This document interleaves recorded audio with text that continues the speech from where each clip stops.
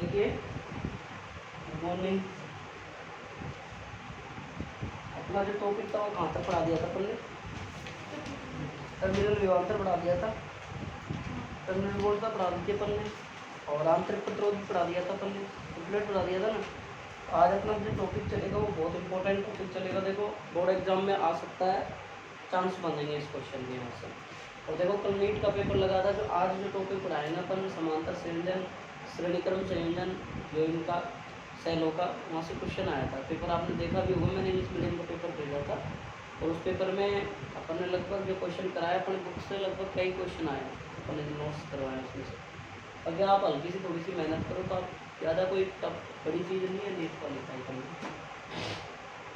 हाँ, अच्छी रैंक के साथ नहीं तो नॉर्मल रैंक के साथ आप बीएससी नर्सिंग गवर्नमेंट कॉलेज ले सकते हो, इतना एक कॉपी को अच्छे से पढ़ने का, एनसीईआरटी को अच्छे से पढ़ने का। तो सबसे पहले देखो अपना जो टॉपिक चलेगा वो टॉपिक है सेल के विद्युत वाहक बल, टर्मिनल वोल्टता और आंतरिक प्रतिरोध। मतलब ई क्या है भाई? विद्युत वाहक बल। वी क्या है? टर्मिनल वोल्टता। आर क्या है? आंतरिक प्रतिरोध में संबंध। आप पूरा लिखोगे भाई कॉपी में, क्या लिखोगे पूरा? विद्युत वाहक बल तथा टर्मिनल वोल्टता तथा आंतरिक प्रतिरोध, तीनों में संबंध। ठीक है, और ये टॉपिक इम्पोर्टेंट भी रहेगा थोड़ा सा। बाकी इससे पहले मैं थोड़ी सी जनरल नॉलेज, कल के जो पिछली जो क्लासें थी उसके बारे में नॉलेज दे रहा हूँ, क्योंकि वो क्लासों की जो नॉलेज है वो सारी यहाँ काम आएगी कंप्लीट रूप से। पहली बात तो आपको देखो मैंने क्या पढ़ाया, सेल पढ़ाया। सेल पढ़ाया मैंने। सेल आपके पास में क्या था कि कोई एक पात्र था और उसमें विलयन भरा हुआ था रसायनों का विलयन भरा हुआ था। इसमें 2 इलेक्ट्रोड लगा दिए धातु के, एक प्लस था और एक माइनस था। प्लस वाला एनोड था, ये कैथोड था। इनका संबंध जैसे ही हमें कोई विद्युत उपकरण से करवा देते हैं, किससे? विद्युत उपकरण से, तो इसमें धारा फ्लो होती है, अंदर तो आयनों के कारण बहती है और बाहर इलेक्ट्रॉनों के कारण बहती है। ये पढ़ा था अपन ने। प्राथमिक सेल, द्वितीय सेल पढ़ लिए थे अपन ने। इसके बाद में अपन ने क्या पढ़ा था? विद्युत वाहक बल पढ़ा था। विद्युत वाहक बल में क्या था भाई? विद्युत वाहक बल क्या कहलाता था कि कोई भी प्रत्येकांक आवेश हो, यहाँ से एक पूरे इसके अंदर बाह्य परिपथ तथा आंतरिक, बाहर हो चाहे अंदर हो, उसके एक पूर्ण चक्र कराने के लिए जो कार्य किया जाता है ना, वो आपका कहलाता था विद्युत वाहक बल। याद होगा आपको विभवांतर, तो बी बराबर क्या करते थे? डब्ल्यू नेट बटे कवि की कल्पना में जिंदगी हो प्रेम की।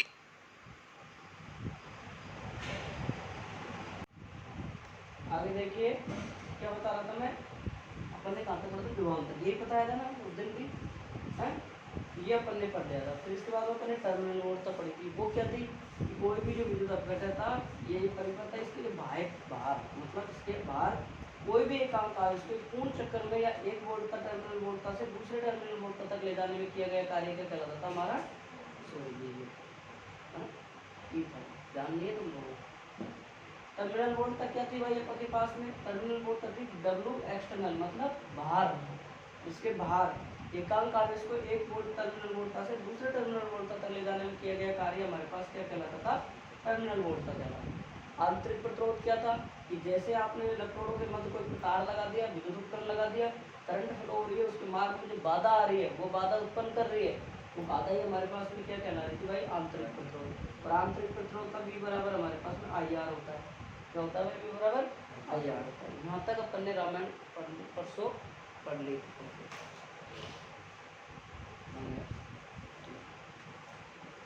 इसके बाद थोड़ी सी और देखो, बहुत अच्छी चीज़ समझ में आनी चाहिए आपको, बहुत गजब की एक समझ उत्पन्न होनी चाहिए जब आगे की चीज़ें समझ में आएंगी। एक मैंने पढ़ाया था सेल के निरावेशन की स्थिति।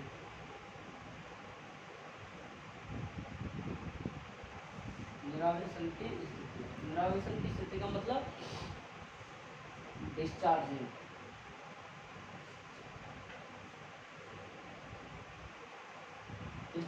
है ना?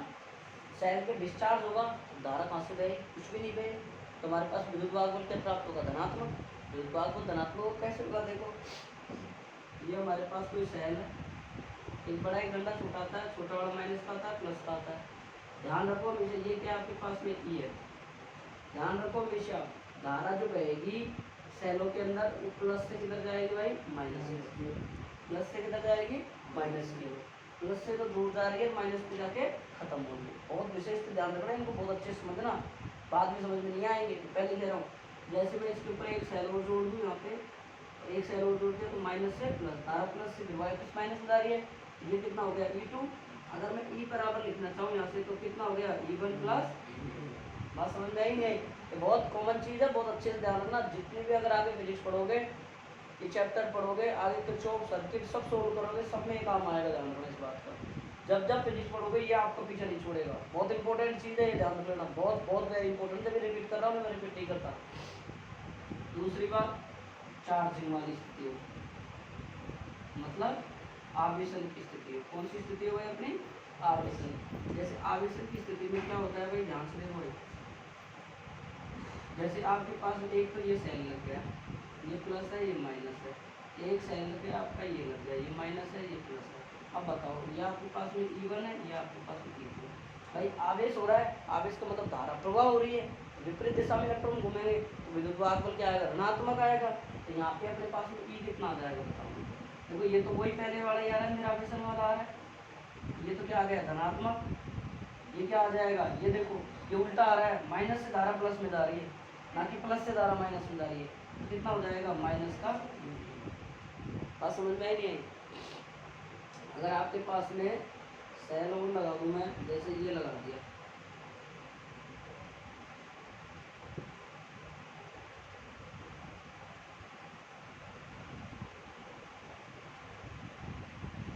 हम निकालो, ये E1 हो गया, ये E2 हो गया, ये E3 हो गया, E4 हो गया, E5 हो गया और E6 हो गया। बताओ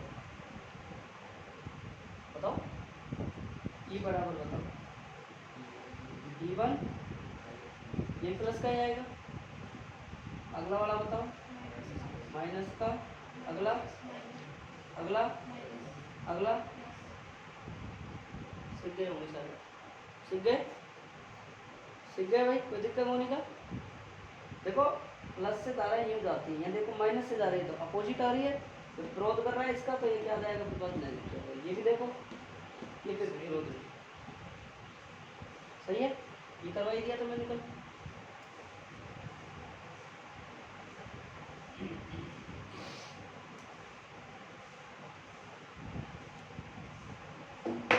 अब लिखो आईडी, सेल के EVR में संबंध,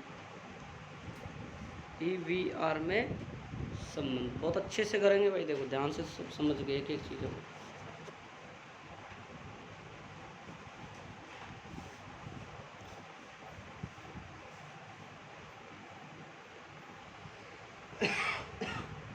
थोड़ा सा बोर्ड ऊपर लग रहा है, ऊपर दिख रहा है, ध्यान से देखो भाई। E यानी विद्युत वाहक बल, आपको लिखोगे टर्मिनल वोल्टता, और R में संबंध, क्या लिखना है, में संबंध।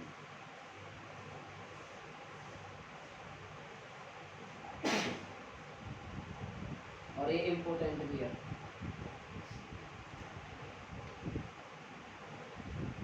देखो आप अब इसको करते हैं, देख लो आगे देखो। यदि कोई एक विद्युत सेल E है, उसका आंतरिक प्रतिरोध R है, और इसको हमने, जैसे हमारे पास कोई भी एक सर्किट है, ये हमारे पास में ये है,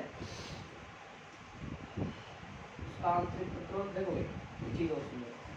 कई बार आपको विद्युत वाहक बल दिया होगा, विद्युत वाहक बल का जो आंतरिक प्रतिरोध है ना, वो ऐसे भी दिया होगा, देखो ये तो कई बार तो यहाँ दिया होता है टोटल, कई बार आपको यहाँ लगा दिया होगा R का मान 1 होगा, ये पूरा का पूरा विद्युत वाहक बल का ये क्या है, आंतरिक प्रतिरोध दिया होता है R। कई बार इसमें दिया होता है, कई बार अलग से जुड़ा होता है, ठीक है ना, ध्यान रखना इस बात। लिखो लिखो, यदि एक विद्युत सेल जिसका विद्युत वाहक बल, यदि एक विद्युत वाहक बल, विद्युत सेल, यदि एक विद्युत सेल जिसका विद्युत वाहक बल E तथा आंतरिक प्रतिरोध R,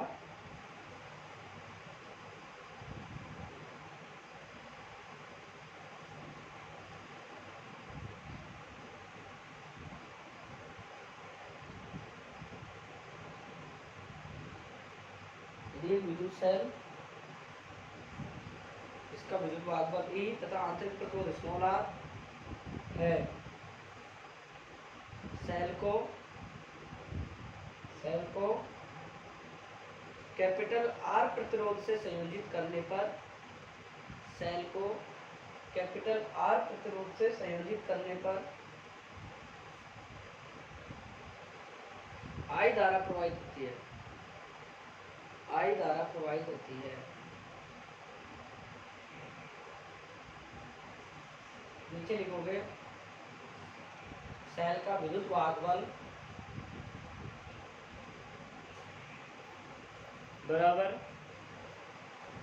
टर्मिनल वोल्टता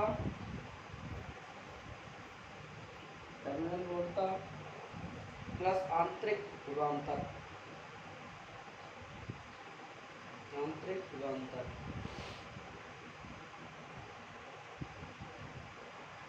क्या लिखे भाई? अब आगे डायग्राम बाद में बना लेंगे।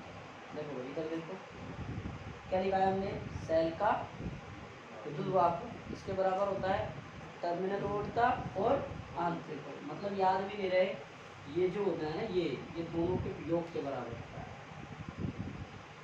इसके नहीं, इसके प्रतिरोध एक अलग है और आंतरिक होता तो आई आर भी होता है, ये बराबर क्या होगा भाई हमारे पास में, बताओ भाई, बी प्लस आंतरिक प्रतिरोध मैंने बोला था आई आर भी होता है, ओम के नेम से भी बराबर आई आर, स्मॉल भी लगा लो आप चाहे।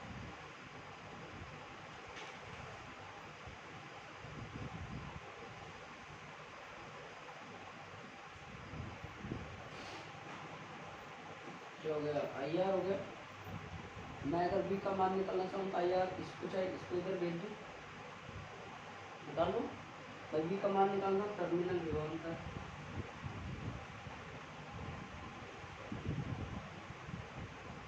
मैं लिख सकता हूँ ना ऐसे,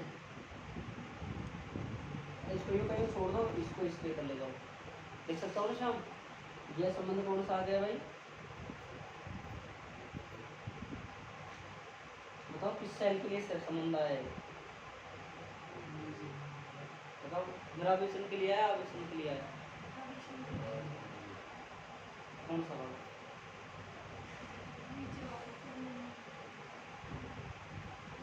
डायग्राम बनाओ, ये लिखो इनका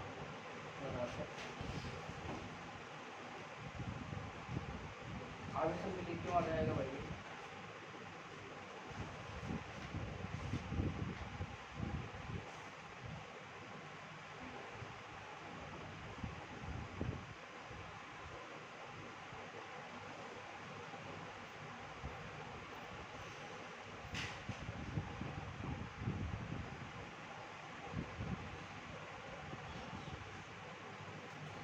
लिख लो।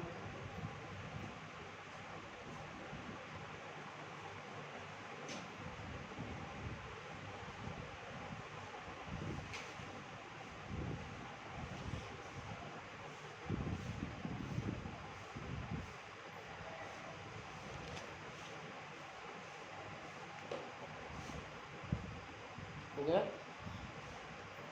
तो यह संबंध क्लियर है?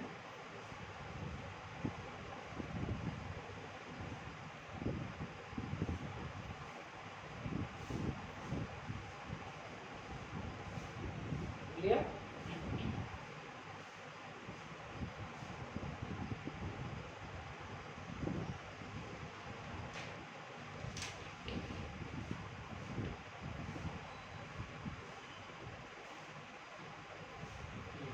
देखो यह संबंध सेलों की निरावेशन स्थिति के लिए है।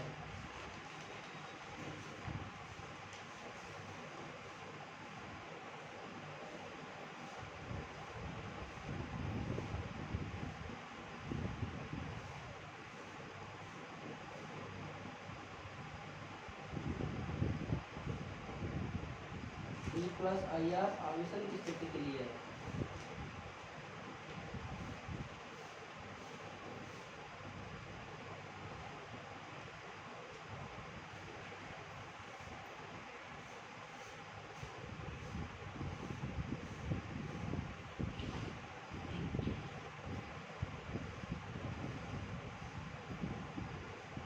आगे लिखो, यदि खुले परिपथ में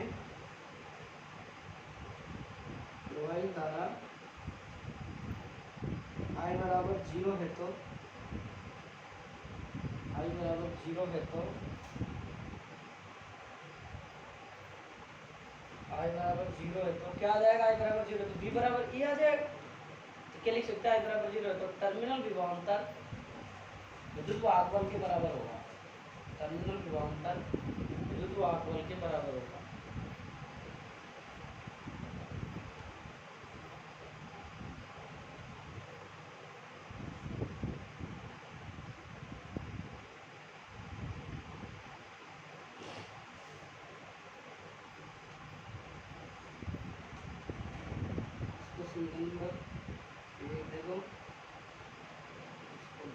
देखो समीकरण नंबर 2 क्या है, 2 से v बराबर क्या है भाई, ई प्लस का आई आर ऐड नहीं है, ई प्लस का आई आर ऐड नहीं है।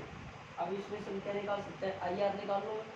आई आर निकालूंगा तो क्या हो जाएगा बताओ यहाँ से, ई माइनस वी हो सकता है क्या? अरे देखो आई आर माइनस वी कैसे हो सकता है बताओ। तो आप यहाँ से आई आर कैसे निकाल सकते हो बताओ।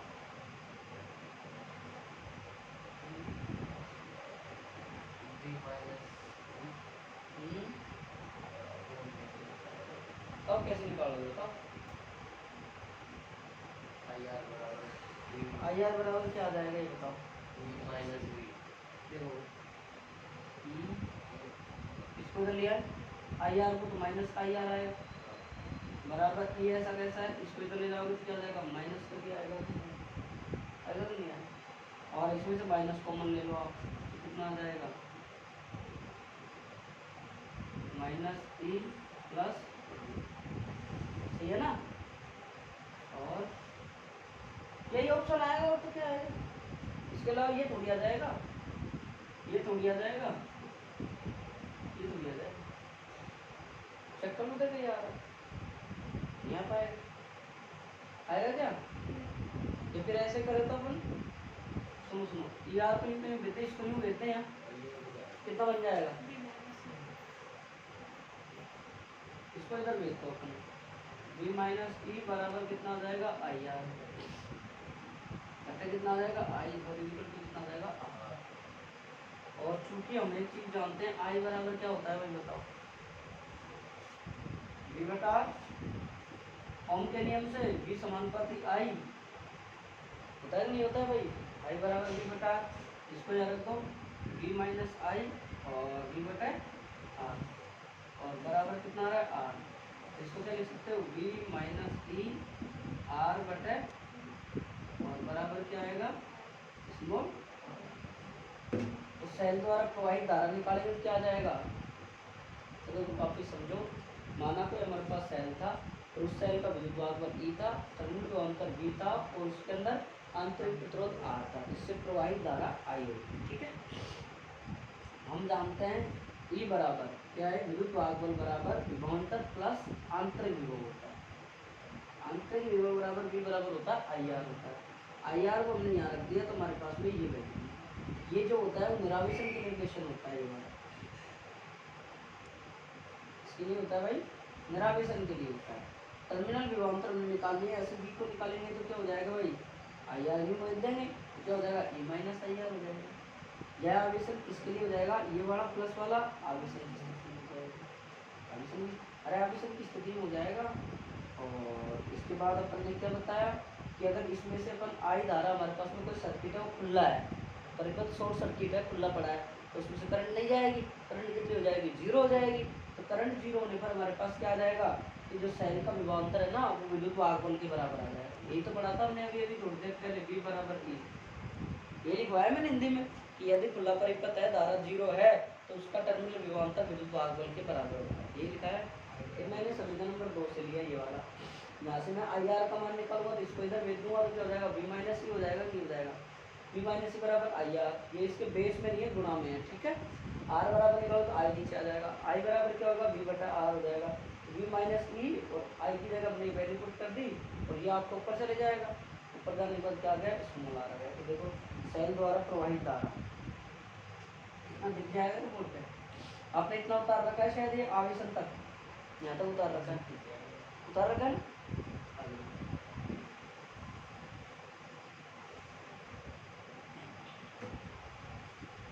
द्वारा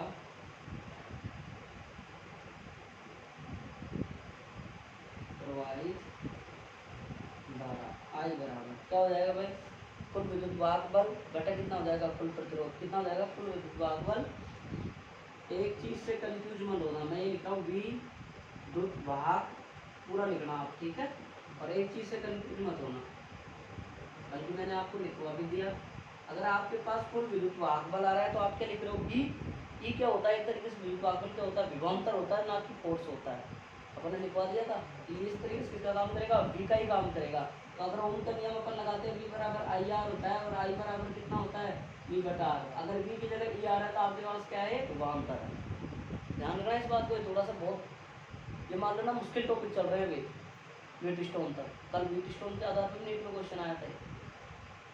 तो आई बराबर कितना हो जाएगा, ई, और कुल प्रतिरोध कितना हो जाएगा, बड़ा वाला प्रतिरोध जिसे संयोजित परिपथ, और आंतरिक प्रतिरोध। देखो डायग्राम, ये संयोजित था इससे आंतरिक बड़े वाले प्रतिरोध से, ये इसका क्या था, आंतरिक प्रतिरोध था। आंतरिक प्रतिरोध लगा होता है बैटरी के पास में, बैटरी में जोड़ दिया जाता है। बात समझ में आई नहीं, धारा तो हमारे पास में कितनी प्रवाहित थी। अगर हम इसके ऊपर पूछ ले शक्ति, कि इसके बाह्य प्रतिरोध पर शक्ति क्षय कितना होगा, बाह्य प्रतिरोध पर शक्ति क्षय P बराबर कितना होता है, VI होता है। और चूंकि I बराबर क्या होता है, VR होता है, I बराबर VR ही होता है क्या, V समानुपाती I, ये V बराबर IR होता है,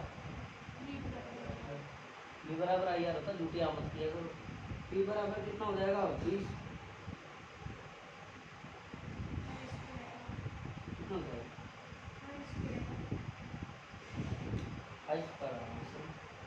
आई स्क्वायर, और P बराबर I का मान ये रहा, I का मान रख दो यार, रख दो यार, I का मान रखने पर लिख दो यार साइड में, I का मान कितना आ जाएगा, E square R plus R का होल स्क्वायर, और साइड में क्या आएगा, ये आपकी क्या होगी भाई, शक्ति। वापिस थोड़ी समझाना है, आपके पास में ये था, आपने यहाँ से 2 से निकाला, स्मॉल r का मान निकाला, 11। बोला आप जब भी आपको प्रोवाइड धारा निकालनी हो, आप सीधा सीधा I बराबर E बटा R रख दो। इतने प्रतिरोध जुड़ रहे जितने लगा दो, 3 लग रहे 3 लगा दो, E मतलब बिल्कुल विद्युत मतलब E, ये क्या है, एक तरीके से विभवांतर ही है, ठीक है। ये ओम का नियम का ही काम करे, ये I बराबर V बटा R। इसके बाद आपने को बाह्य शक्ति चलेगा, P बराबर VI होता है, V बराबर IR होता है, तो I स्क्वायर R, I का मान यहाँ से उठा के आपने यहाँ से ये मान उठा के रख दिया। समझ में आ गया ना आपको, अरे कोई दिक्कत, मुश्किल थोड़ी है, टॉपिक इम्पोर्टेंट है, आ सकता है बोर्ड एग्जाम में, ध्यान रखना इस बात।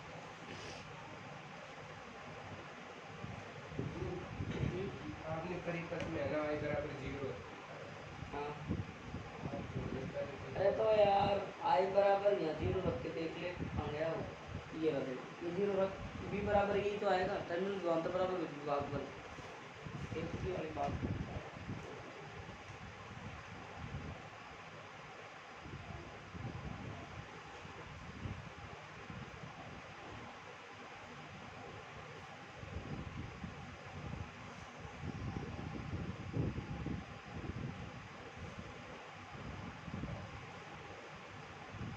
आज स्कूल नहीं जा रहे क्या, है नंबर कमरे में जाके, घर जाके प्लीज बैठ, क्योंकि यहाँ तुम्हारे शायद ड्रेस भी चेंज हो गई स्कूल की। हाँ अरे तो गवर्नमेंट के पास लेता भंडार पैसा, गरीबों को नहीं देती, उड़ाने को काम है ना भाई साहब।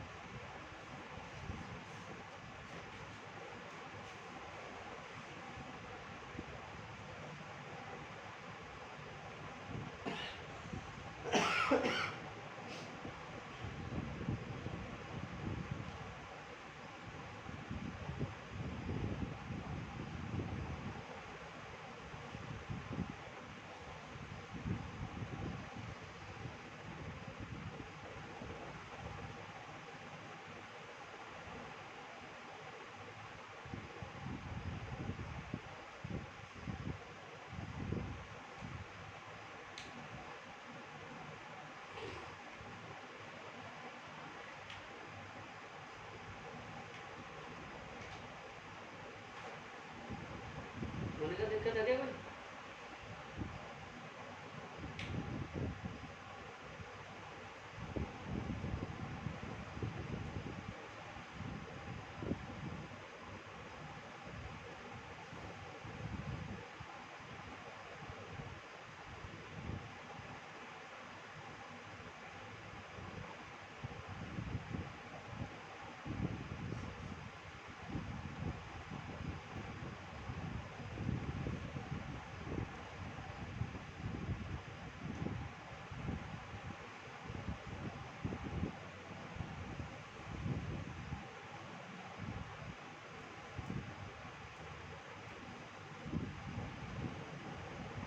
टेस्ट और था ना संख्या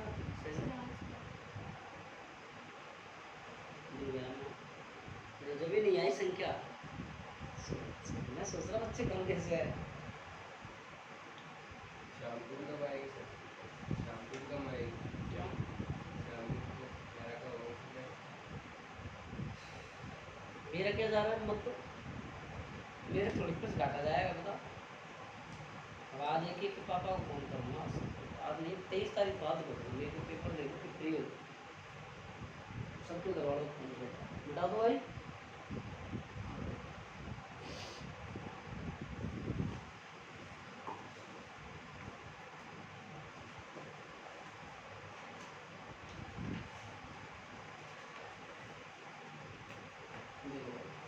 देखो सेलों का संयोजन, कॉम्बिनेशन ऑफ सेल,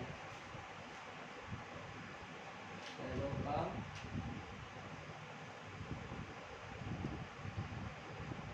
संयोजन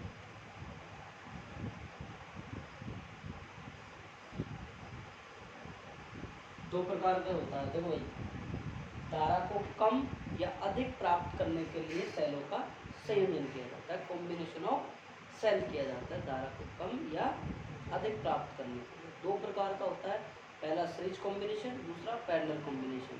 पहला श्रेणी क्रम संयोजन, दूसरा समांतर या पार्श्व क्रम संयोजन। कौन सा? पार्श्व क्रम संयोजन। ठीक है, तो पहला आएगा श्रेणी क्रम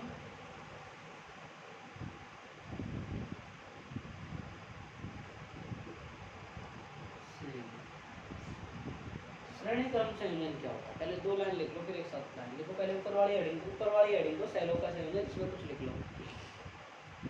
लो। कम या अधिक धारा प्राप्त करने के लिए, कम या अधिक धारा प्राप्त करने के लिए सेलों को, कम या अधिक धारा प्राप्त करने के लिए सेलों को निम्न दो प्रकार से संयोजित किया जाता है। दो प्रकार से संयोजित किया जाता है। Series combination of a cell. पहला लिख लो आप श्रेणी क्रम संयोजन।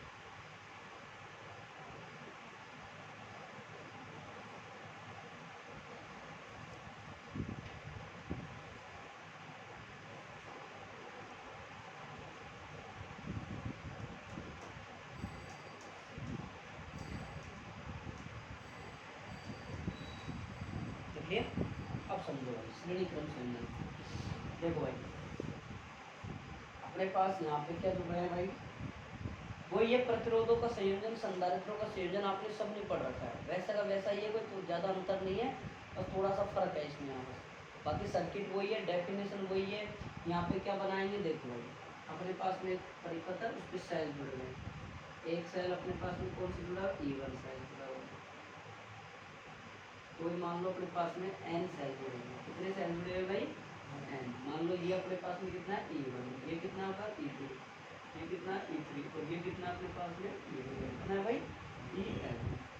और इसके बाद में इसका आंतरिक प्रतिरोध कितना दिया होता है? R1। या तो यहाँ दिया होगा या अलग से भी प्रतिरोध लगा के जैसे यूँ दिया। ठीक है, अब तो इधर R1 आंतरिक प्रतिरोध, R2, R3 और Rn। ये आपका प्लस हो गया, minus plus minus plus minus plus. ठीक है, और ये एक बाह्य प्रतिरोध से संयोजित है, कैपिटल R।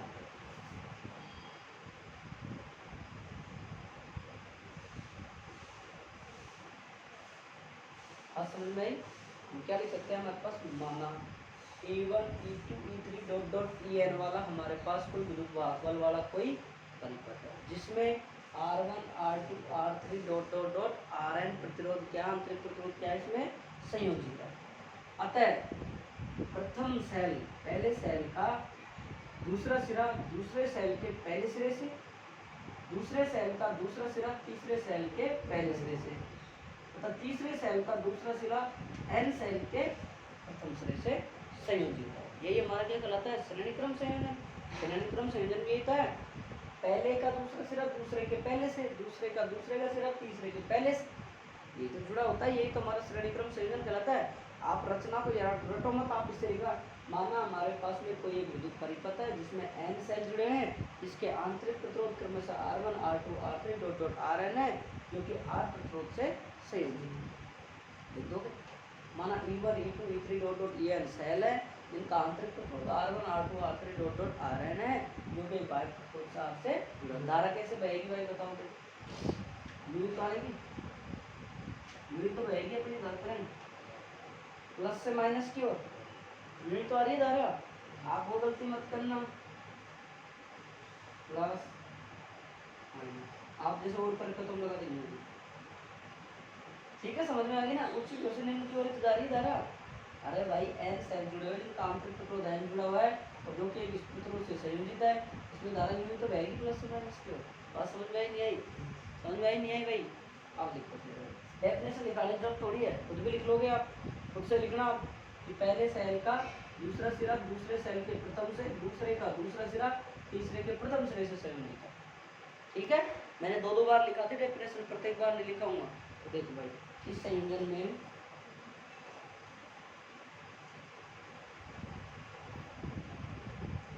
तुल्य या तुल्य भी लिख सकते हो। मैं ये शॉर्ट में लिख रहा हूँ विद्युत वाहक बल, आप पूरा लिखोगे तुल्य विद्युत वाहक लिखना है भाई। बताओ E1 से लेके En तक है, क्या कर सकते हैं? E1 या E बराबर E1 E2 E3 plus E1। ठीक है, इस संयोजन में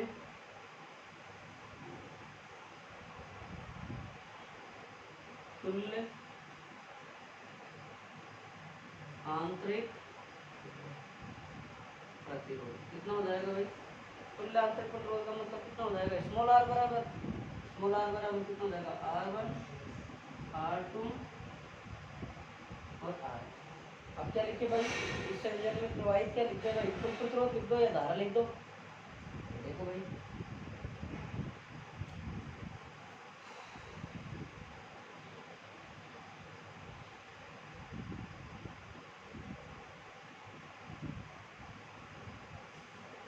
कुल प्रतिरोध ये भी जुड़ेगा, इसमें जुड़ेगा नहीं जुड़ेगा? बराबर R plus R plus R plus plus R है। समझ में नहीं? बाकी बस अब इसमें से निकलेगी प्रवाहित धारा, इस परिपथ से प्रवाहित धारा। तो इस संयोजन में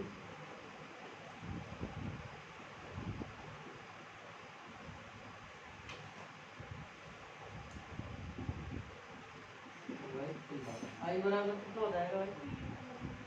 कुल विद्युत वाहक, कुल विद्युत क्या लिखेंगे? कुल विद्युत वाहक बल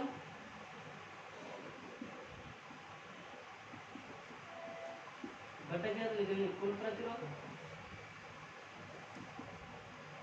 नहीं लिखेंगे तो आई बराबर P1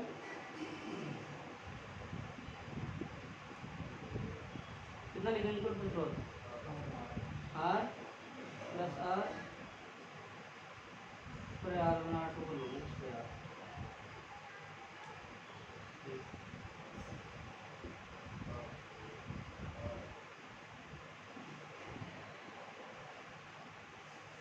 तो समझ में आएंगे।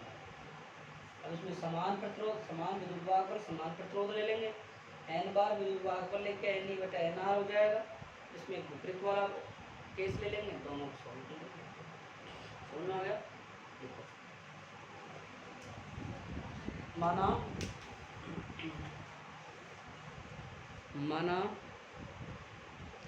E1 E2 माना E1 E2 E3 dot dot En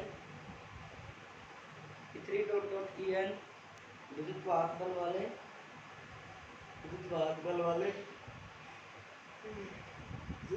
वाले सेलों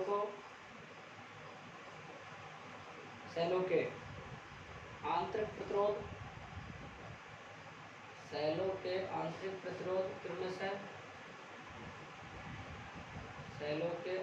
प्रतिरोध क्रमशः R1, R2, R3 dot dot Rn है।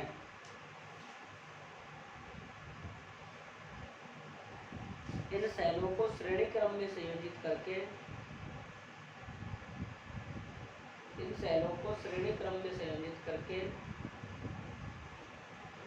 बाह्य प्रतिरोध कैपिटल R से जोड़ा गया है। इन सेलों को श्रेणी क्रम में संयोजित करके बाह्य प्रतिरोध कैपिटल R से जोड़ा गया है।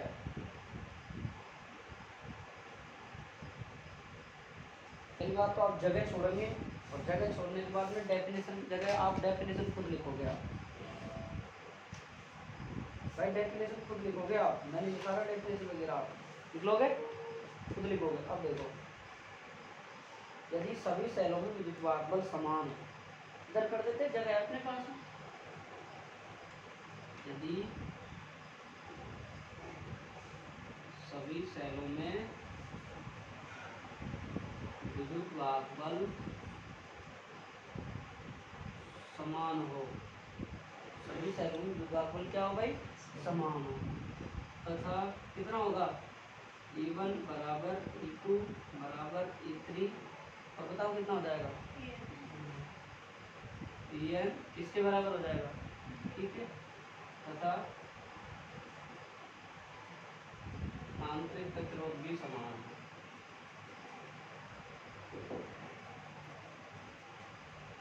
कितना हो जाएगा R1, R2, R3, Rn बराबर होगा कि नहीं होगा, आता है समीकरण 1 से क्या जाएगी, I बराबर E upon R plus R। ये इसको n बार लिखो, तो अगर हमारे पास में n बार एक है सभी सेलों के बाहर समान विद्युत वाहक बल, और n बार आंतरिक प्रतिरोध लिख दें तो क्या आ जाएगा, Ne बटे R प्लस NR आ जाएगा। अगर नहीं आएगा इसको क्या लिख दें, एक बार इसको शॉर्ट रूप में लिख दें, I बराबर E plus E dot dot plus E बटा कितना लिख दे, मतलब कितना लिखोगे बताओ, R तो इतना ही रहेगा, समान R को जोड़ दो, कितना आएगा, देखो ये तो कितना हो जाएगा E, लेकिन कितना n बार, ये कितना हो जाएगा n बार, तो कितना हो जाएगा I बराबर Ne, ये कितना हो जाएगा R प्लस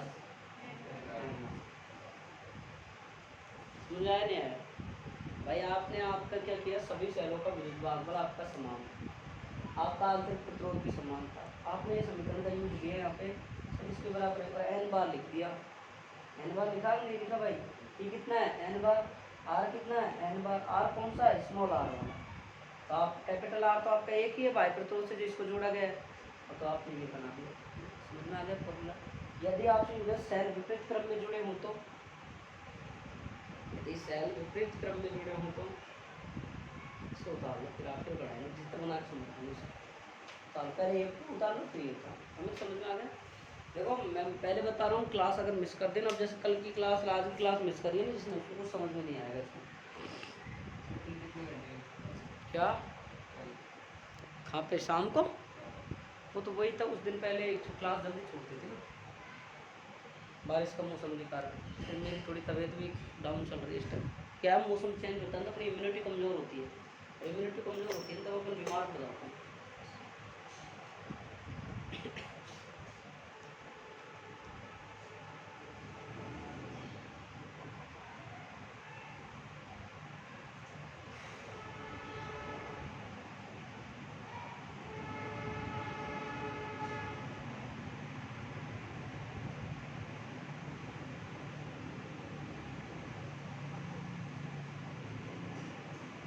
चलो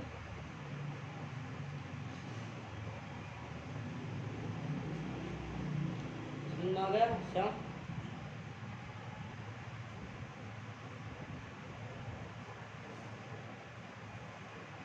कॉपी में साइन करवा के लाना, ठीक है?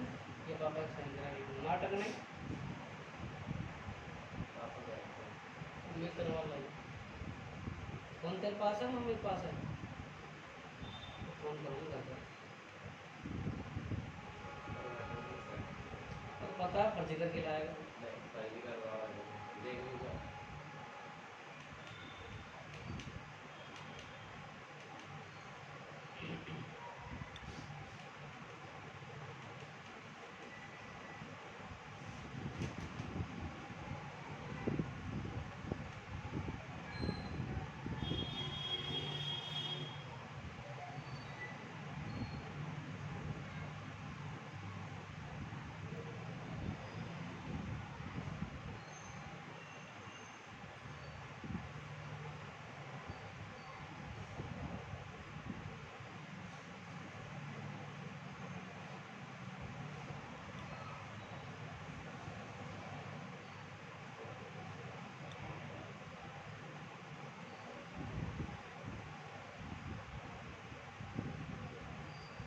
अरे भाई बता दूँ?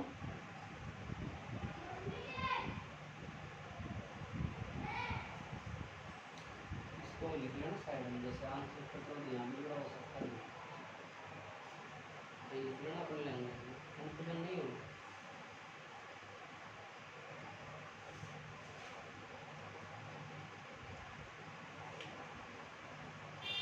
ये छात्रावास में रहने लग जाएगा आज से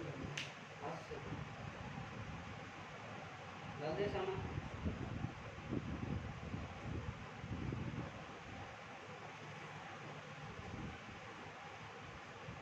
छात्रावास में अपना फोन अपनी पढ़ाई सबको बचा के रखना भाई। छात्रावास में क्या पढ़ाई कम होती है, कितना ज़्यादा होती है।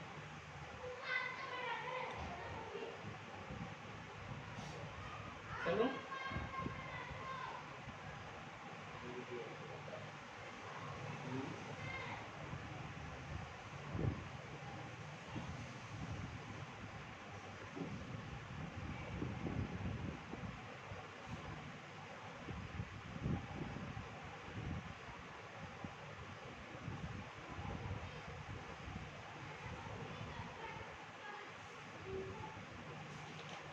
समांतर क्रम से क्वेश्चन आया था नहीं,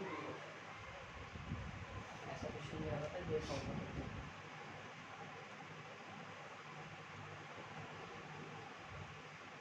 सही था।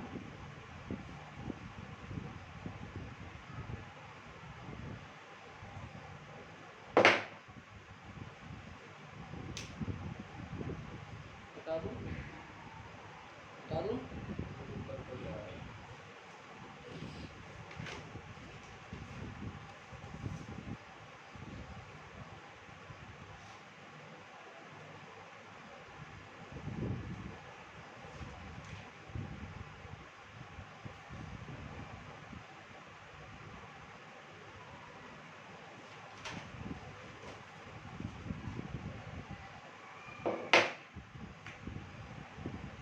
बताओ, चलो लिख लो, पहले आप लिख लो, फिर इतना भी मत लिखना कोई, जो बच्चे ले अभी उतार रहे हैं उतार।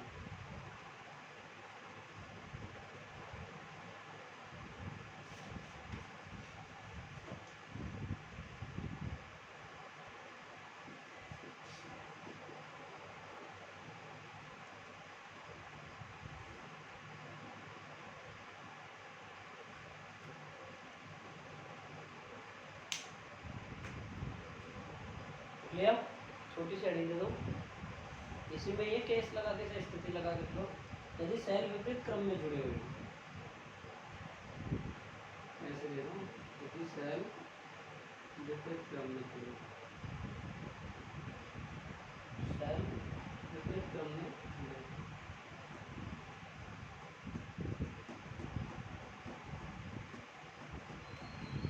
हाँ जी देखिए, देखो भाई संयोजन का कुल विद्युत वाहक बल, कुल विद्युत वाहक बल कितना हो जाएगा भाई? ई बराबर बताओ, E1 माइनस, देख लो आप, ये प्लस से धारा माइनस में जा रही है, ये लेकिन ये माइनस में प्लस में जा रही है, उल्टी है। E1 ग्रेटर देन E2 बोला है। अगर गलती से अपना ये बात कह देते कि आपका, अगर ऐसे बताओ कुल संयोजन का कुल प्रतिरोध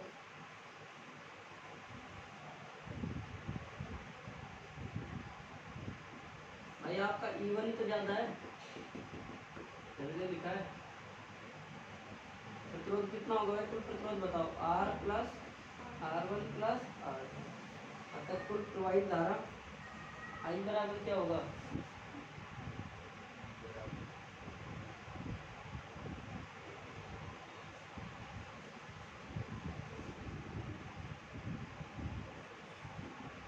कितना हो जाएगा भाई? कुल विद्युत वाहक बल है, कितना हो जाएगा? I बराबर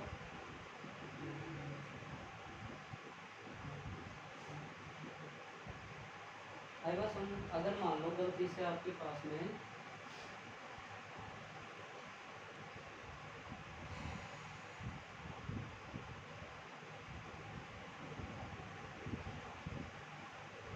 ये होता तो क्या होगा? E2 माइनस E1 या माइनस E1 प्लस E2, तो यहाँ क्या आ जाता है? E2 ग्रेटर देन E1, यही आता ना अपने पास। तो अपन ने कौन सा लिख रहे हैं यहाँ पे? ये लिखा है,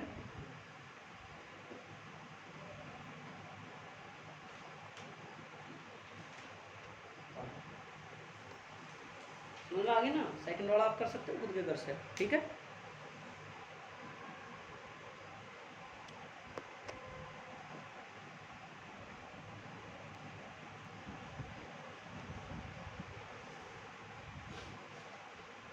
मिटा दूं, एक और रह गया इसमें, समांतर क्रम संयोजन है ना, फिर पढ़ाएंगे कल। देखो कल तीनों टॉपिक हो जाएंगे, समांतर क्रम संयोजन, विद्युत धारा, विद्युत शक्ति, कंप्लीट। फिर इसके बाद में मंगलवार को अपन कराएंगे कौन सा वाला? वो किरचॉफ का नियम, बुधवार को व्हीटस्टोन, उसके बाद में गुरुवार को अपने पास में मीटर सेतु, फिर शुक्र और शनि को अपन शनि को खत्म हो जाएगा वैसे, हाँ खत्म हो शनि को, नहीं तो हाँ शनिवार को खत्म करते हैं, पूरी कोशिश करेंगे शनिवार को खत्म करने। अगर खत्म नहीं होगा तो लंबी क्लास ले लेंगे स्कूल के बाद, ठीक है। क्योंकि फिर आपकी 24 और 25 की छुट्टी रहेगी, तो इसको मेरा पेपर है, तो इसको शायद संडे है ना? संडे एक संडे पड़ रहा है, आप लोग छुट्टी करोगे ना, एक संडे पड़ रहा है। मैं सोचता हूँ, मेरे को नहीं पता, तुमको भी कुछ नहीं है, कर लेना। बाकी आप सभी विद्यार्थी समझदार हो, अच्छे से पढ़ रहे होंगे पूरी मुझे उम्मीद है। और आपके जो भी साथीगण हैं उनको आप बोल सकते हो अपना 11th का बैच रीट के एग्ज़ाम के बाद स्टार्ट होगा, 10th का भी स्टार्ट चल रहा है, दूसरे सर पढ़ा रहे हैं, और 12th का मैं पढ़ा ही रहा हूँ, BSc के बाद में पढ़ाएंगे। और आई थिंक आने वाले टाइम पे जब भी बैच चलेंगे बांधवी के अंदर का, क्या पता है मुझसे पढ़ाएंगे, आगे एंट्रेंस की तैयारी करवाएंगे, ठीक है। तो आप अच्छे से मेहनत कीजिए, अच्छे से पढ़ाई कीजिए, सावन का महीना चल रहा है, आराम से रिविजन पढ़ाई कीजिए, ठीक है।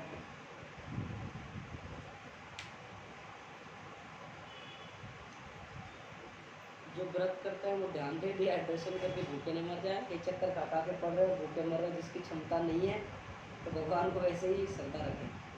बाकी जो करते हैं बहुत अच्छी बात है, लेकिन अपनी हेल्थ का जरूर ध्यान रखें जो भी व्रत करते हैं, क्योंकि आप जैसे ही आप में खाने की सब चीज़ों की कमी महसूस होगी तो आप में एनर्जी वीकनेस होगी, तो आप उतना काम नहीं कर पाओगे। बाकी आप सभी समझदार हैं, अपने समय पर खाना, दूध वगैरह जो भी है, फ्रूट्स वगैरह जो लेते रहें, ताकि आपके अंदर जो भी एनर्जी हो, यूँ की हो, बढ़ जाए। Okay, thank you.